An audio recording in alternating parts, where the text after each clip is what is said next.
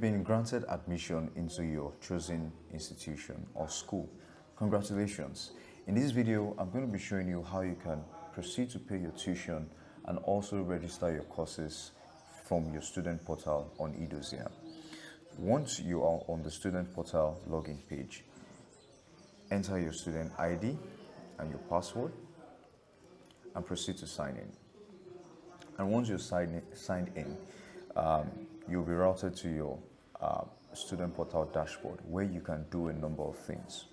But what we're going to be doing, or what I'm going to be showing you in this video, is how to first of all do the most important thing, and which is to pay your tuition fee. Now, on your dashboard, you will see the invoice. The invoice will contain the amount that you're meant to pay, the amount that you have paid so far, and the remaining balance. So far on this student in this portal, the total amount is 450,000, and he has paid 0 naira, and he has a balance of course 450,000. So what you're going to do, how to pay your tuition fee, is to click on this button here, and you will be routed to your invoice here where you will see what you're paying for.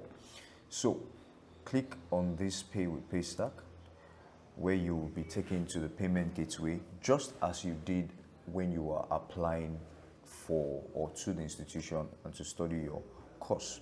So just the same way, you have the same variety of options. You can either pay with your card, you can pay with transfer, you can pay with bank, you can pay with USSD and the likes. So I will simulate a success transaction, but before I do that, I'll also show you how you can also requery a transaction, especially if it has not been successful, or especially if you've been debited and the status is still pending. So I'm going to go back to the student portal, and how you can requery a transaction is you come to the transaction history here. Now you can see the status is pending. You come to transaction history, you see a list of transactions. It could be 1, it could be 2, it could be 3, it could be 4, it could be 5. Now what you want to do, especially if you've been debited, is to click on this requery button here, just like you did in the application portal. Now you can see the transaction has been requeried and the status is failed.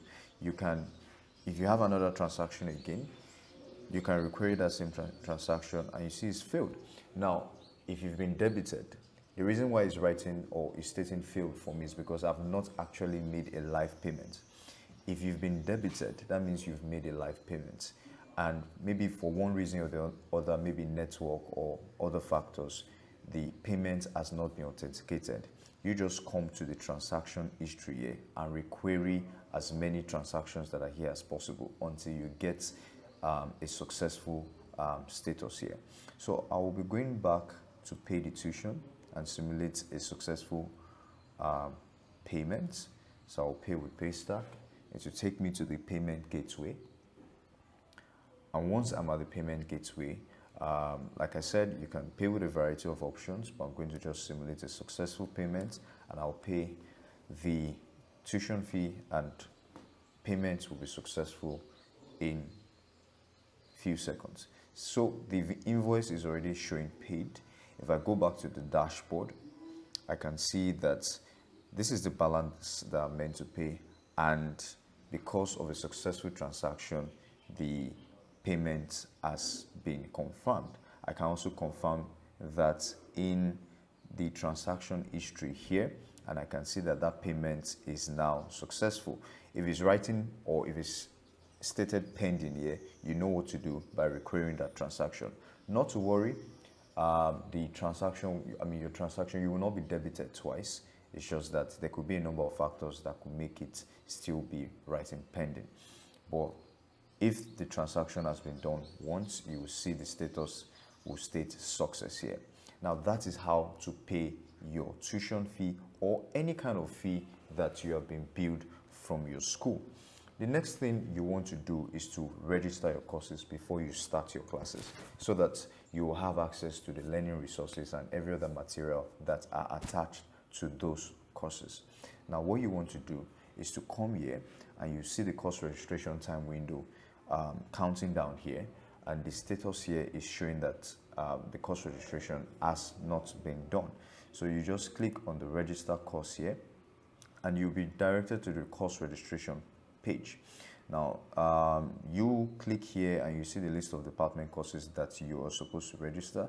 Let's say I'm supposed to register 4 courses, and let's say you're borrowing another course from another department, or probably in some cases it could be a course that you are taking again. You just add that as an extra course. First of all, you do this and you add the courses. Then once you click on add courses, that will be successful, and you see you have already registered all of these courses.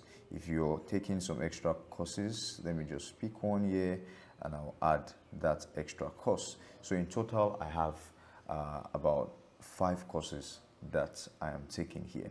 Once that is done, you are sure that your course registration has been done.